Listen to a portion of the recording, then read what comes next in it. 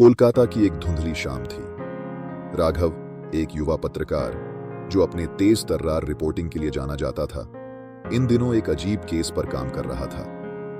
कई सालों से हावड़ा स्टेशन पर लोगों के रहस्यमय तरीके से गायब होने की घटनाएं सामने आ रही थीं। स्टेशन पर देर रात एक सफेद साड़ी पहनी महिला का भूत दिखने की अफवाहें फैली हुई थीं, लेकिन इस बारे में कोई ठोस सबूत नहीं था। राघव ने इस रहस्य को सुलझाने का फैसला किया। रात गहराने लगी और आखिरी ट्रेन भी स्टेशन से निकल चुकी थी। राघव प्लेटफॉर्म 13 पर पहुंचा, जहां भूत देखे जाने की सबसे ज्यादा घटनाएं हुई थीं। स्टेशन की पीली रोशनी में लंबी डरावनी परछाइयां बन रही थीं। राघव ने अपना कैमरा सेट किया और कुछ भी असामान्य पकड़ने की तैयारी की।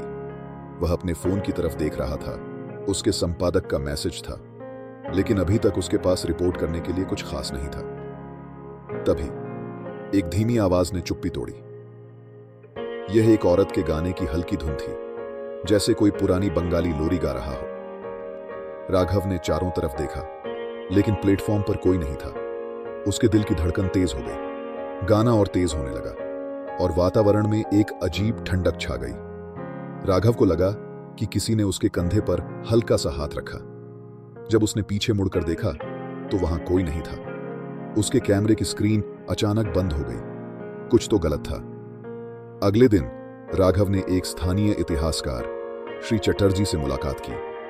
चटर्जी कोलकाता की रहस्यमयी कहानियों और किंवदंतियों पर शोध करते रहे थे। चाय की चुस्की लेते हुए चटर्जी ने राघव को सफेद साड़ी वाली महिला की डरावनी कहानी सुनाई। कई साल पहले एक युवती जिसका नाम अपर्णा था, अपने मंगेतर का हावड़ा स्टेशन पर इंतजार कर रही थी। उसका मंगेतर एक लंबी यात्रा से लौटने वाला था, लेकिन वह कभी नहीं आया। अगले दिन अपर्णा की लाश पटरियों पर मिली।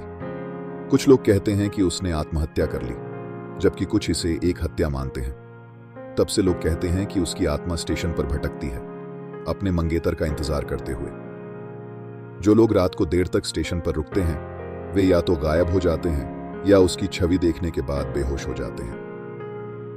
राघव की जिज्ञासा अब शक में बदलने लगी थी। क्या इस कहानी में सच्चाई हो सकती है? उसने तय किया कि वह एक और रात स्टेशन पर बिताएगा, इस बार ज्यादा उपकरणों और योजना के साथ। रात के 12 बज चुके थे और हावड़ा स्टेशन पर अब सन्नाटा पसरा हुआ था। राघव ने अपने कैमरे, ऑडियो रिकॉर्डर और मोशन डिटेक्टर जैसे उपकरणों को प्लेटफॉर्म 13 पर फिर से सेट किया। ठंडी हवा उसके चेहरे को चुभने लगी थी। वह इंतजार कर रहा था कि कुछ असामान्य हो। तभी वही धीमी धुन फिर से सुनाई देने लगी, लेकिन इस बार वह और स्पष्ट थी। साथ ही पायल की आवाज भी आने लगी, जैसे कोई उसकी तरफ बढ़ रहा हो। वातावरण में ठंडक और बढ़ गई और उसकी सांसें धुंधली हो गईं। राघव ने अपने कैमरे का रुख उस दिशा में किया जहां से आवाज आ रही थी। धुंध के बीच से एक आकृति उभरी। सफेद साड़ी में लिपटी एक महिला, जिसके चेहरे पर उसके लंबे बाल छाए हुए थे। वह धीरे धीरे चल रही थी, जैसे जमीन को छू भी नहीं रही हो। राघव के हाथ कांपने लगे। उसने कैमरे का रुख उसकी तरफ किया, लेकिन स्क्रीन पर छवि धुंधली और विकृत हो गई। महिला राघव के पास कुछ कदम दूर आकर रुक गई। उसने अपना चेहरा ऊपर उठाया। उसकी आंखें काली और गहरी थीं, जैसे कोई गड्ढे हों, और उसके होंठों पर एक भयानक मुस्कान थी। राघव पीछे हटने लगा, लेकिन महिला ने अपना हाथ उसकी ओर बढ़ाया। तभी कैमरे में जोरदार स्टैटिक आया और महिला ने एक चीख मारी, जिससे राघव का सिर चकरा गया और अंधेरा छा गया। राघव की आंख खुली तो वह स्टेशन के फर्श पर पड़ा था। सुबह हो चुकी थी और यात्री स्टेशन पर आने लगे थे। उसके सारे उपकरण बिखरे हुए थे और टूट चुके थे। वह घबराहट में उठकर खड़ा हो गया और तुरंत अपने फोन पर रात की रिकॉर्डिंग देखने की कोशिश की, लेकिन सब कुछ गायब था। डरा हुआ और भ्रमित उसने स्टेशन से निकलने का फैसला किया, लेकिन जैसे ही वह स्टेशन के बाहर जा रहा था, एक बूढ़ा व्यक्ति उसके पास आया। तुमने उसे देखा है ना? बूढ़े ने धीमी आवाज में पूछा। राघव ने धीरे से सिर हिलाया। जो उसे देखता है वह कभी उससे बच नहीं सकता। तुम्हें पहली रात के बाद वापस नहीं आना चाहिए था। राघव के पैर कंपा गए। उसे समझ नहीं आ रहा था कि क्या करे। वह स्टेशन से बाहर निकल गया लेकिन उसे हर जगह वही सफेद साड़ी वाली महिला महसूस हो रही थी। हर बार जब वह किसी शीशे या खिड़की में झांकता तो उसे महिला की परछाई दिखाई देती, जो हर बार और करीब लगती थी। राघव की हालत दिन ब दिन बिगड़ती जा रही थी। वह धीरे धीरे अपनी सुध बुध खोने लगा। उसे बार बार डरावने सपने आते, जिसमें वह महिला उसे घूर रही होती। हर सुबह वह जागता तो उसे महसूस होता कि किसी ने रात में उसकी गर्दन दबाई हो।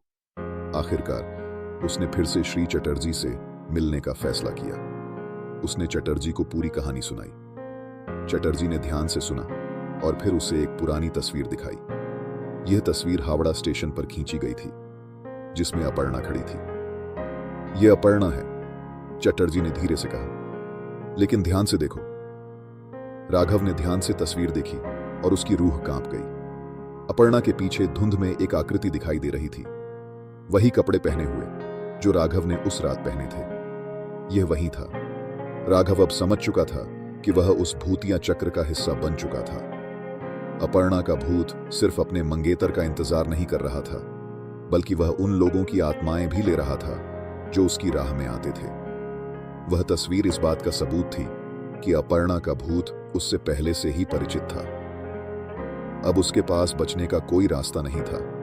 उसे हर जगह वही भयानक धुन सुनाई देती थी और ठंडक फिर से महसूस होने लगी थी।